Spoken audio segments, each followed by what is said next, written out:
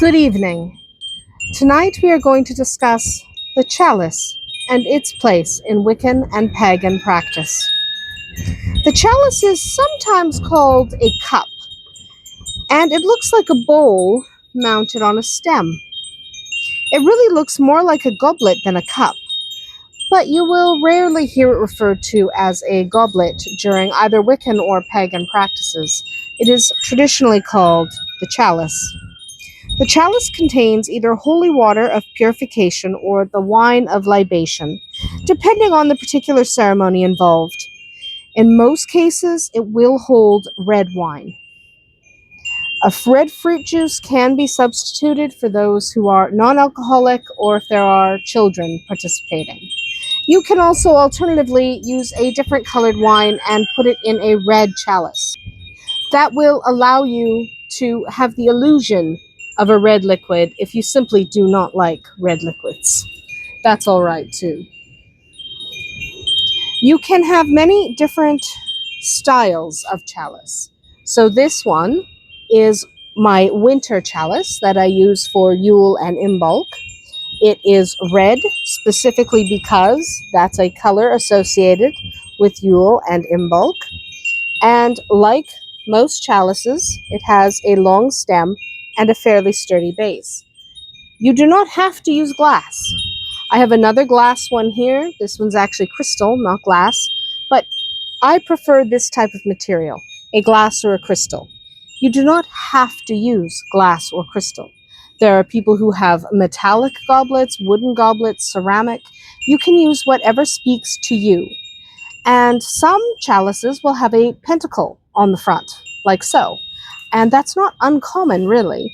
You will be able to find many of those if that's the style you would like to embrace. You do not have to have a pentacle on the front of your chalice.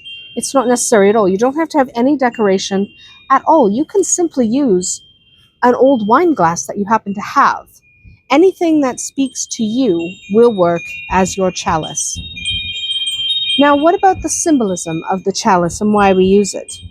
Well, the chalice is connected to the goddess and with the element of water, which makes sense since this is a vessel designed to hold a liquid.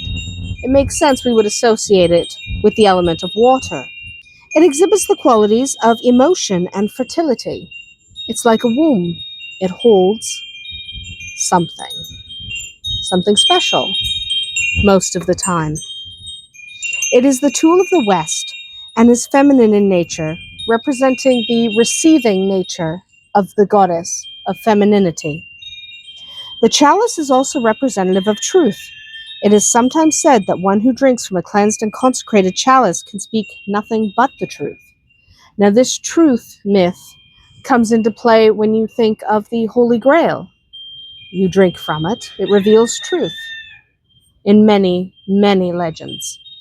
So the idea of truth being connected to the chalice is not new. It's quite old. It's been around a long time. The chalice is used in a great many initiation ceremonies. I would hazard to say it is used in most initiation ceremonies, at least group initiations. It also frequently appears in rituals honoring the goddess and many spells invoking the qualities of emotions, fertility, or truth. In many rituals, the chalice is used together with the athame. The athame is lowered into the chalice, and when this happens, when the athame descends into the chalice, it represents the divine union of the goddess and the god, of the feminine accepting into itself the masculine part of nature. It is a symbol of unity and of power. It represents the sacred union, procreation, and sex. That does not mean the chalice is a tool of sex. It is a tool of emotion, truth, and femininity. That doesn't have to mean sex, but it can in certain circumstances. Now, you will most likely see the chalice used, yes, in regular ceremonies and in initiations, especially around Beltane. You will see the chalice makes an appearance. But you will most commonly see it at Wiccan and pagan marriage and handfasting rites. This is where you will see the athame lowered into the chalice as a common theme. This is because this represents unity. And what is marriage or hand fasting but a union? So it would almost be odd to not have a chalice of some type included in your hand fasting ceremony. Not everyone does it, but it is incredibly common to have that chalice arrive at your ceremony, often given pride of place on your hand fasting altar, simply because it is such an important tool. Do you have to use one? No, of course not. Not everyone uses every tool. Some use none, some use all of them. Most of us fall somewhere in the middle. So you do not have to use a chalice. If you are going to use a chalice, you want to pick something that, one, feels good in your hand. This one's fairly heavy. All right, this is what I use most of the year. This is what I prefer. It's fairly heavy, quite sturdy. It feels good in my hand. It fits nicely. You want to feel something that fits rather well.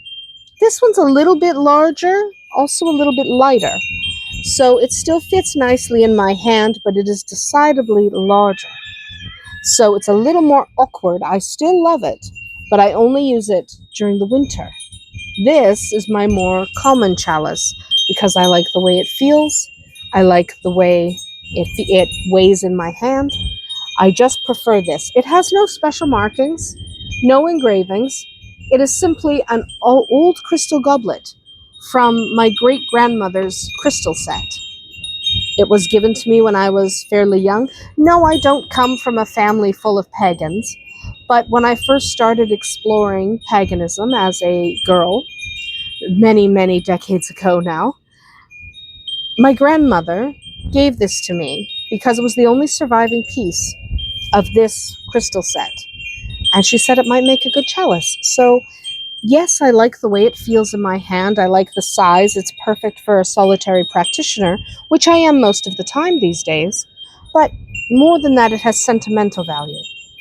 So when you pick something, it's got to feel good in your hands, but it also should mean something. Now, that doesn't mean it has to be some kind of family antique. It doesn't. You can purchase something, you can be gifted something, that's all fine, but it should speak to you. You should be able to see this piece and say, yes, this is my chalice. All right, so whether it has engravings or markings upon it is irrelevant. You don't need to worry about that. What you need to do is find something that works for you. All right, you need to find something that makes you feel like this is a tool you can work with. Otherwise, you're not going to use it. And if you're not going to use it, then it's not really worth it to have one. So you might go through several in your lifetime. I've used quite a few. I always come back to this. So it's not necessarily important how many you go through. You might change every other year. You might just get tired of the ones you have. It's all right. As for material, again, any material will work as long as it's food safe, because you may be drinking out of this. So use something food safe. People like wood, they like metallic ones. Silver's common. Ceramic, again, crystal and glass are probably the most common. You can use any material you enjoy, anything that feels good to you, and make sure you like drinking out of it. That is pretty common in ceremonies, that you will take a sip from the chalice. Make sure it's something that you enjoy drinking out of. You don't want to feel awkward as you drink out of it. So make sure you actually test it out before you commit to using it. And remember, you can always change your mind. If you don't like the chalice that you have, you can always switch and use something else. You are not locked into this chalice. You are not locked in to any chalice. You can use anything you like at any time you like. So look around, see what strikes you as proper, and just take some time to select a tool, a chalice, that you might actually use. If you're not going to use it, don't bother. Not everyone likes using a chalice. I would say that it is likely the most abandoned tool in paganism and Wicca. Everyone gets one at first, and then at some point it just ends up sitting on your altar because you don't use it.